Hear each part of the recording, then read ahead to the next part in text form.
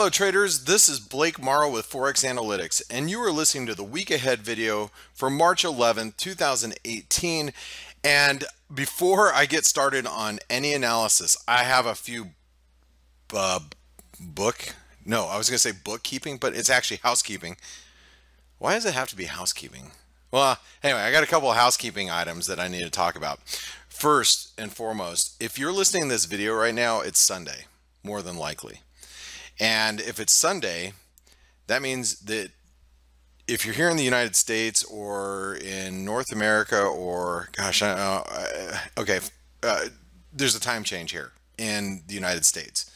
I'm sure there's a time change for several of you, but in Europe, it's a little bit different. But what does that mean to you? Well, it means if you listen to our webinar, okay, so you see our free daily webinar. And by the way, if you haven't registered, this is where you register. Just click on this button. If you listen to this webinar and you live in like the United Kingdom, the times are going to be off for like a week because I believe, if I'm not mistaken, your time change is next week. Now, when we talk time changes, you're talking to a guy, or you're listening to a guy right now who lives in Phoenix, Arizona, or Scottsdale, Arizona. I live in the state of Arizona. The state of Arizona doesn't even recognize the time change. So when we talk about time changes, this is like so foreign to me, and it's been so confusing my entire life. And being a currency trader, it's 10 times that more confusing than normal. So don't listen to me. Just understand that our times are going to be changing at least for the next week for the webinars, and you might get screwed up. So think about that really quick. And if you click on the register for free, I'll give you the the sign-on link and what times we start based on where you live. So just check that out, okay? And make sure you do register. Next, if you guys haven't signed up for ForexAnalytix, make sure you do so. Try it out. It's, as you can see here, 10 days for $1. So give it a shot. Download the mobile app, and when you get the mobile app, you can get it on your Google Play Store, Apple iTunes Store, and you can do it right here. And then also, once you're logged in, make sure you click on here where it says go to chat room. All right, that chat room, even if you're on trial and you're trying out ForexAnalytix, you can check it out, and you may not be able to participate, but you can actually see what we're all chatting about in there. Okay, now one other thing that I wanted to discuss really quick. It's a fun item. This week we have a huge giveaway that we're doing. It's fun. It's all fun. I'm not going to give you the details yet. Right now, I want you to listen to the ForexAnalytix Face webinar, the ForexAnalytix Community Experience. Listen to this webinar on Monday. We're going to fill you in with all the details, some cool stuff, and you'll be able to win. And there's a lot of chances to win. And even if you don't win the grand prize, you could still win some of this ForexAnalytix tchotchke stuff we have, like t-shirts and mugs and mouse pads and all that fun stuff. So anyway, log in, listen, and hear what it is. And then also we'll be tweeting about it too, if you don't have an opportunity to listen to it live. And you'll have a couple of days to enter. It's fun stuff. Okay, let's talk about a few things. Okay, before I actually talk about currencies, and I'll talk about the dollar index here in a second, but I wanted to talk to you guys about the equity market. So we're going to start here with the S&P. Now, if you were listening to the last week ahead video, we talked about the equity markets rallying because we had this nice hammer. You see this hammer right here? That was last Friday. We closed right there. And as you can see, we went up all week. We rallied Monday, Tuesday, Wednesday, and Thursday, and then Friday. And Friday we blew higher. Now, and I also remember, if I remember correctly, I said, hey, the NASDAQ was a fairly shallow retracement. That could take us to new all-time highs. It did. Okay. So this poses an issue because it's kind of put in a jolt to the FX market. So let's stop for a moment and just talk about, let's see where these markets can go. Because if you're looking at the S&P, I'm looking at it as the potential of rallying past 2,800 in the S&P. I mean, it's not a far cry from where we're at right now. We're at 20, what is it, 2780. So 2720, 2730, that seems like the place where we're going with the S&P. But I want you to take a look at the other markets too. If you look at the Dow, okay, the Dow, and I've been doing a little bit of work here. The Dow looks like we're going to about, 25,500, maybe to form a triangle. I think this triangle still has a lot of work in the apex, meaning I don't think we're going to break out to the highs yet. We're probably going to still mess around here in this apex for the next week or two. And you might ask, why do I think that? Well, I mean, you got to look at all these markets too. I want to look at also let's take a look at the Russell 2000. The Russell 2000 looks like we're moving a little higher. We might be able to get to new highs in the Russell. And look at the NASDAQ.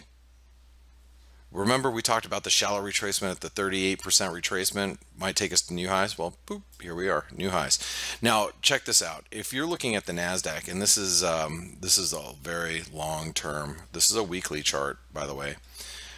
You take the all-time highs. Remember dot-com bubble? Some of you don't remember. A lot of us have really good memories of it. Okay, 161% extension. What? Yeah, that's really close. It's not very far. Not very far at all. We're talking about 7,200 for the NASDAQ 100. So that's not too far away. I think that's where we're going right here. And I know we're at, 7,100, but you're talking 7,220.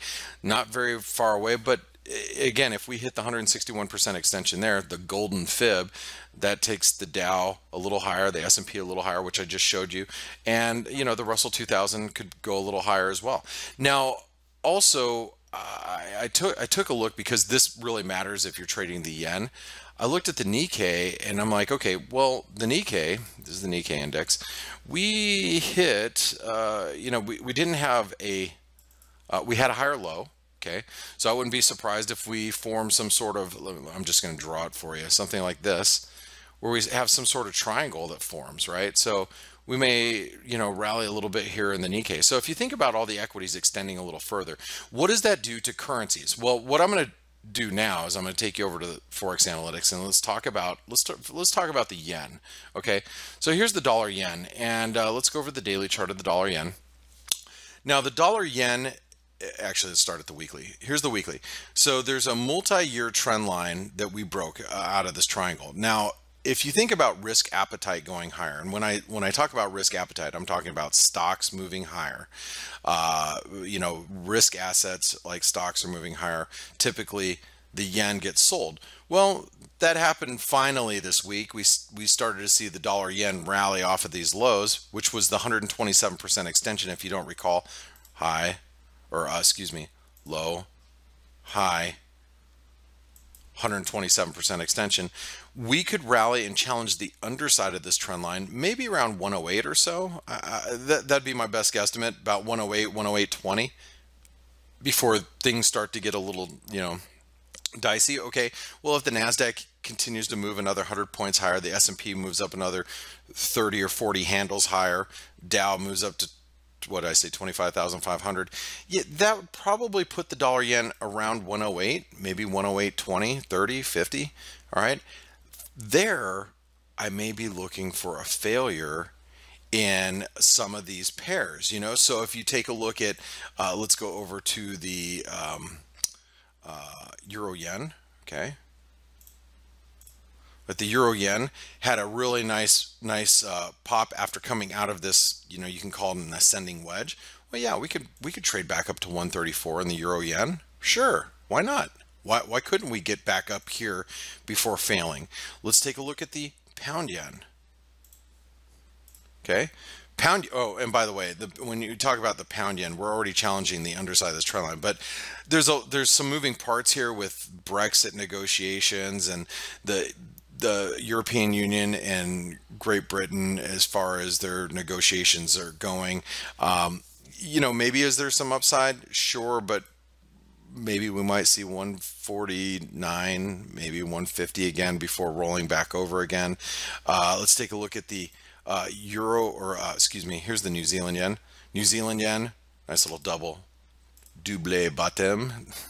I don't know what I'm talking about. It's late in the afternoon on over the weekend. I'm starting to get a little woo. Anyway, we might have a little double bottom here, or at least holding support. So we might rally back to 79 yen. Okay, that I think is very possible. Let's take a look at the Aussie yen. Okay, Aussie yen cracked this little down channel. Yeah, I mean, we could rally to 84.50, maybe back to 85, maybe all the way back to 86. Sure, why not? Again, if risk appetite is moving higher, why can't we continue to rally here? And then last but not least with these yen pairs, look at the Canadian yen. I mean, the Canadian yen, we talked about I tweeted about it, and even though it's not showing up here on this chart because this isn't my analysis, there's an 88% retracement. We stopped here and we got really oversold. RSI was divergent, and I tweeted, I think on maybe Tuesday, I don't know when I tweeted personally, I said, hey, watch for the rip off your face rally in the Canadian yen. What I was meaning is this thing's going to bounce, and it could bounce hard. Yeah, look, we're bouncing pretty hard, right? Since early this last week, we're ripping. And it was expected too, especially with the dollar Canadian failing at 130. So if you look at all these yen pairs, okay, if you look at all these yen pairs and you look at what's happening in the equity markets, it makes sense these yen pairs have a little further to go. I don't think the dollar yen's going to 110. I don't think the euro yen's going to 140, but I do think that we could still see another 100, 200, 300 pips in some cases of a rally in some of these yen pairs before they roll over again. And that's what I really wanted to bring to your attention. Last but not least, let's talk about the dollar index. The dollar index, and I said this for last week, for all intents and purposes, it's still bearish. It was a really choppy week last week with non-farm payroll and the ECB and all the other central banks that met last week. I mean, we still failed regardless. 2 weeks ago, we failed at this 91 cent level in the dollar index. We still have this nasty downtrend that has to be broken before the dollar index actually changes from bearish to bullish. So the dollar index may have made a higher low right there. Okay, it may have made, here's a lower low, here's a higher low. But we really need to break this downtrend line before things change. And I'm not sold on that idea yet. I'm not there. Maybe there is going to be a reason. There is going to be a reason we break higher in the dollar index. And then, if that happens, that means the euro dollar comes down to below 120. The pound dollar trades down to 140. Or we are 140. I mean 130. The Aussie dollar trade, breaks through support. The Kiwi dollar breaks through the double bottom that we're trying to form there. So a lot has to happen in order for. A lot can happen if the dollar index actually turns the corner, but from a fundamental and macro standpoint, I still don't have those arguments. I can't really argue for a stronger dollar at this point, but the dollar does have some room, at least if we're in this near-term range between 91 and 88, okay, this 88.50 and this 91 level.